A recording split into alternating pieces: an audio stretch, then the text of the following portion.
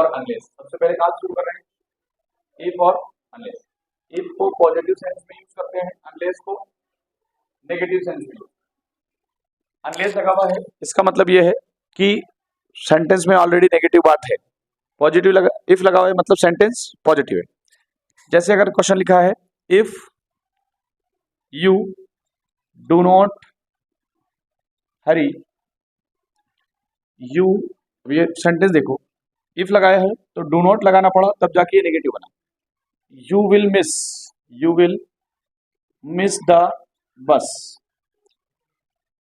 अगर ये sentence negative होगा, पास वाला भी नेगेटिव होना जरूरी है।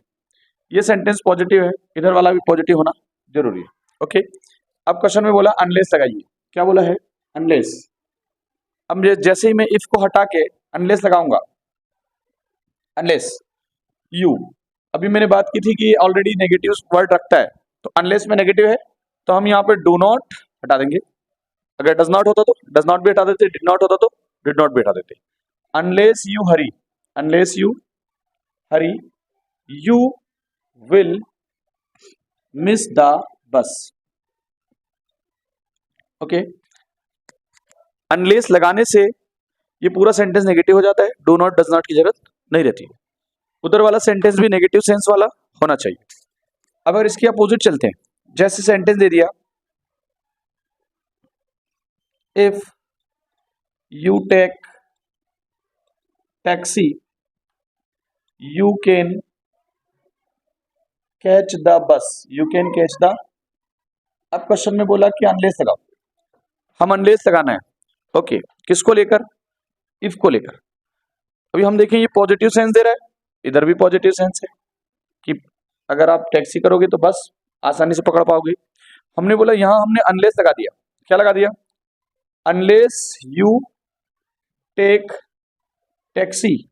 तो अब ये तो नेगेटिव बात हो गई, अनलेस नेगेटिव लगा दिया।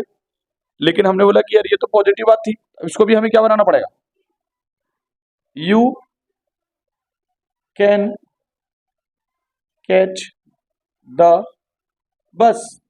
तो ये तो गलत बात हो जाएगी, अनलेस यू टेक टैक्सी, इधर ये नेगेटिव है और ये पॉजिटिव, तो इसको भी क्या बनाना पड़ेगा, नेगेटिव बनाना पड़ेगा। क्या लगाएंगे, can't, you can not catch the बस। ओके, इफ हो और अनलेस लगाना हो तो इधर अनलेस लगाएंगे, दोनों को कैसा बनाना पड़ेगा, नेगेटिव। और अगर यहाँ डू नॉट है तो डू नॉट हटाना पड़ेगा, क्योंकि अनलेस में ऑलरेडी क्या होता है, डू नॉट होता है। ओके, एक क्वेश्चन और लेते हैं अपन, इफ अनलेस को लेके एक क्वेश्चन और लेते हैं। जैसे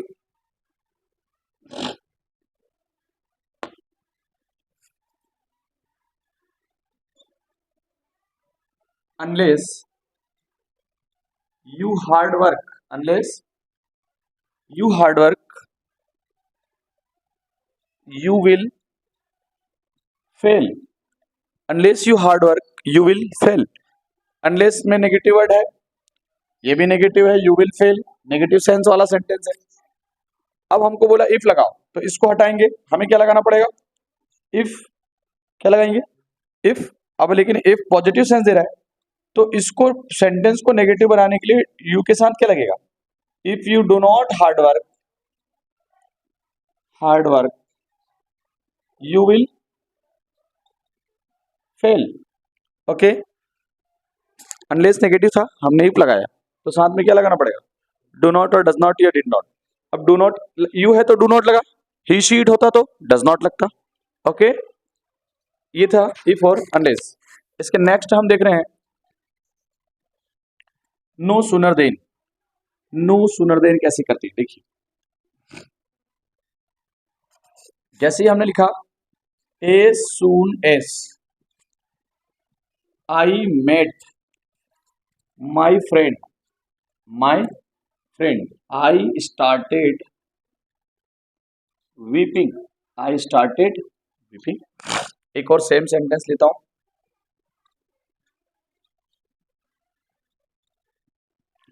आई meet my friend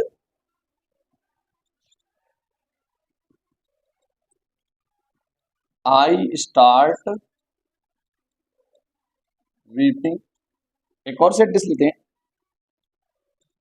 as soon as he meets his friend, he starts weeping. Okay, तीनों सेंटेंस में एक बात कॉमन है, एज सुन एज, यहां पे सेकंड फॉर्म है मेन वर्ब का, यहां पे फर्स्ट फॉर्म है, यहां पे फर्स्ट फॉर्म तो है लेकिन एस लगा हुआ है मेन वर्ब पे। तो इससे पता चलता है ये पास्ट इंडेफिनेट है और ये दोनों प्रेजेंट इंडेफिनेट है। कौन है? Present indefinite. यहां एस लगा हुआ है क्योंकि सब्जेक्ट सिंगुलर वाला है। इनको जब चेंज करना है, इनमें जब नो सुनर लगाना है, याद रखें एस सुन एस को हटा के जब भी हम नो सुनर लगाएंगे, क्या लगाएंगे? नो सुनर, तो सब्जेक्ट के पहले हमें हेल्पिंग वर्ब लगाना पड़ेगी। सब्जेक्ट के पहले, अब हेल्पिंग वर्ब किस हिसाब से लगती है? टेंस के हिसाब से। पास्ट इंडेफिनिट की हेल्पिंग वर्ब कौन है? डिड। कौन है? डिड। सब्जेक्ट के पहले डिड आई, मेट को थर्ड फॉर्म सेकंड फॉर्म में बदलना पड़ेगा। सेकंड को काय में बदलना है? फर्स्ट में। Did I meet my friend, did I meet my friend, बाकी पूरा सेम रहेगा, इसमें चेंज नहीं करते। आई स्टार्टेड पूरा रहेगा सेम। अब यहां आपने देखा कि ये प्रेजेंट इंडेफिनिट है। कौन है? और प्रेजेंट इंडेफिनिट की हेल्पिंग वर्ब होती है डू या डज। अब हमने देखा आई यू बी दे के साथ कौन लगता है? डू। ओके, तो एज सुन एज हटा के क्या लगाना है? No sooner. ओके, क्या लगाना है? अच्छा, एक यहां पे देखिए, ये जो कॉमा था यहां पे क्या लगना था? देन। ये चूक गए अपन, कॉमा की जगह क्या लगाना होगा? देन लगाना होगा। No sooner do I meet, do I meet my friend, comma का हटा के क्या लगाएंगे? देन, बाकी सेम रहेगा। Then I started weeping. अब यहां पर एज सुन एज को हटा के क्या लगाएंगे? नो सुनर, यहां ही है तो डू नहीं लगेगा बल्कि क्या लगेगा? डज ही मीट, एज हटाना पड़ेगा। किसको हटाना पड़ेगा? जैसे डज लगता है क्या हट जाएगा? मीट हिज फ्रेंड, कॉमा का हटा के देन, बाकी पूरा सेम टू सेम। तो नो सुनर देन जब भी लगाते हैं, हेल्पिंग वर्ब किसके हिसाब से लगेगी? मेन वर्ब के हिसाब से और सब्जेक्ट के हिसाब से।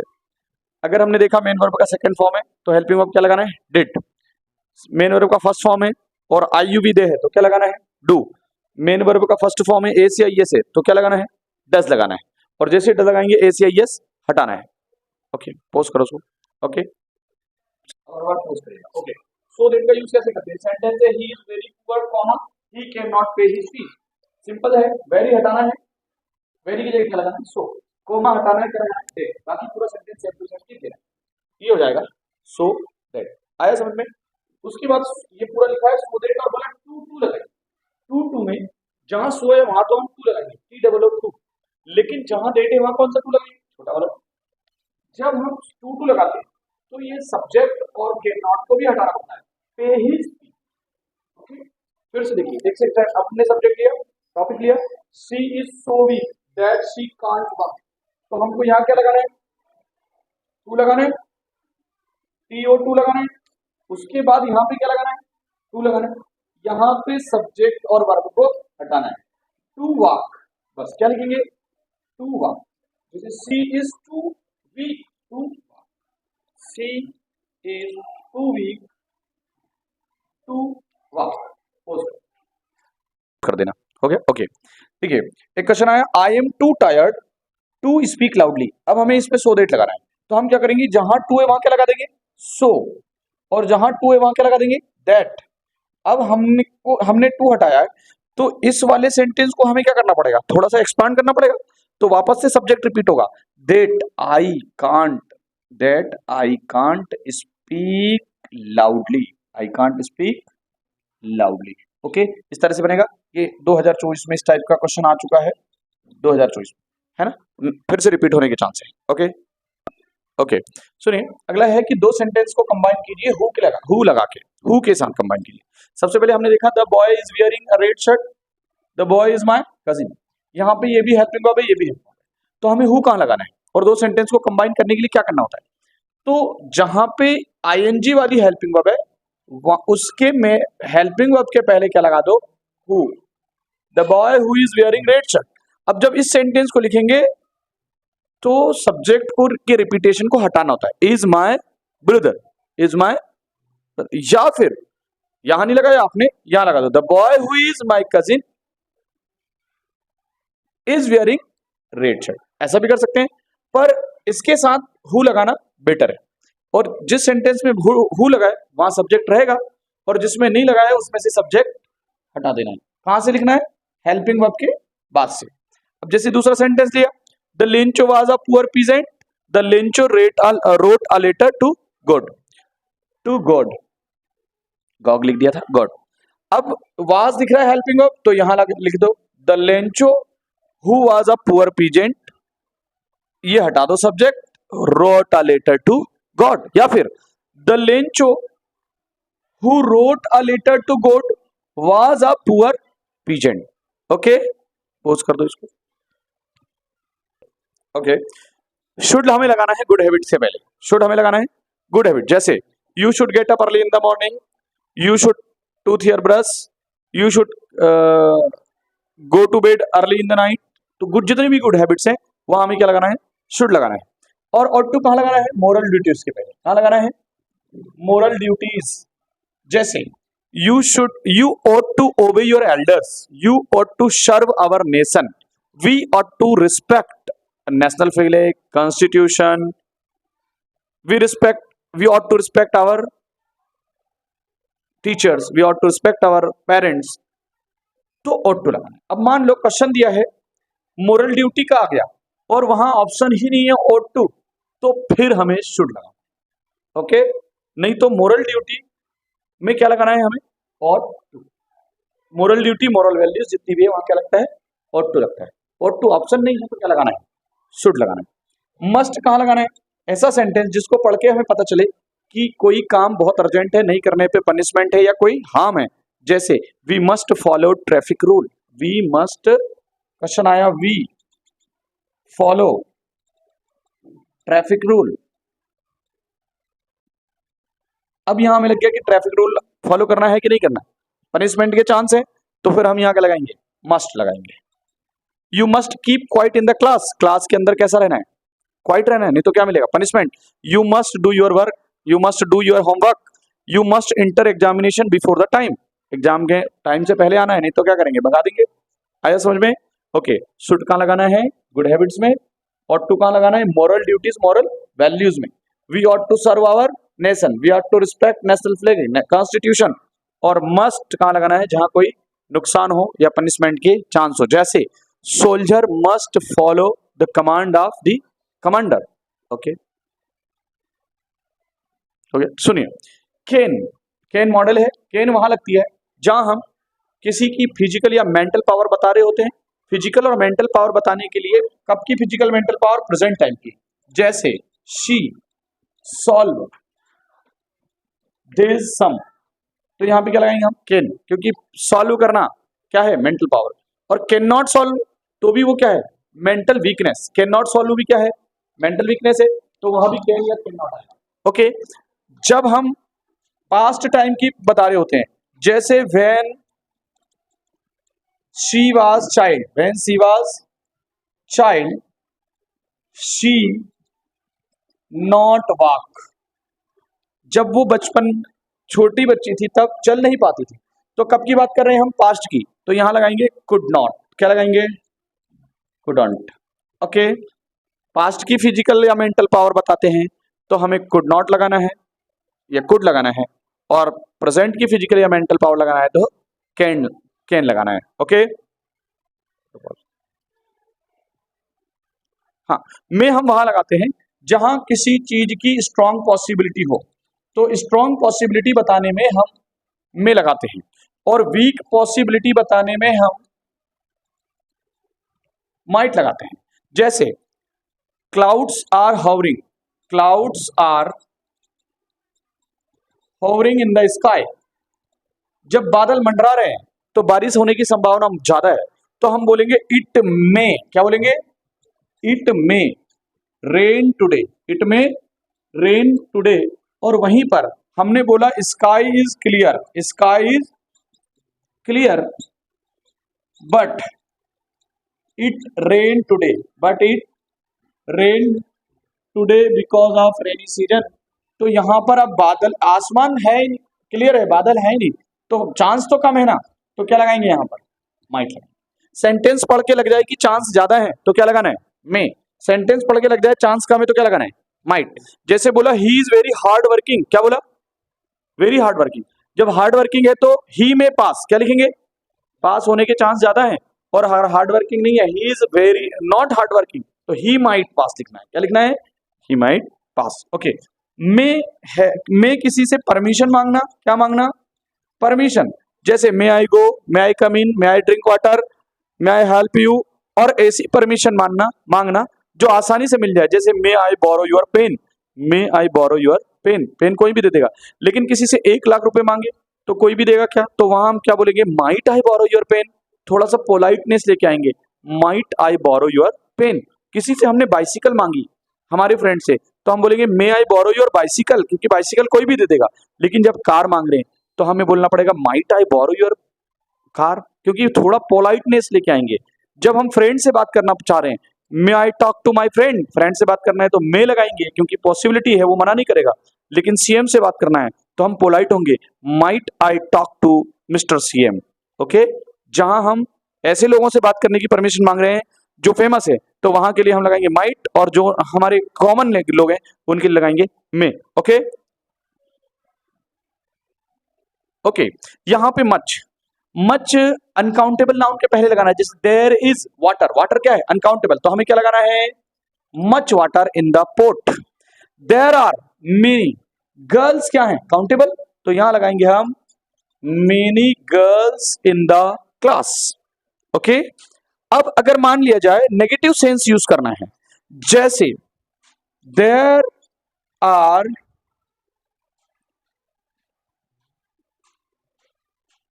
No boys in the class, there are लिखेंगे, देर आर नो। अब यहां आएगा any, no, no any boys, negative sense लगाना हो तो क्या लिखेंगे, नो एनी।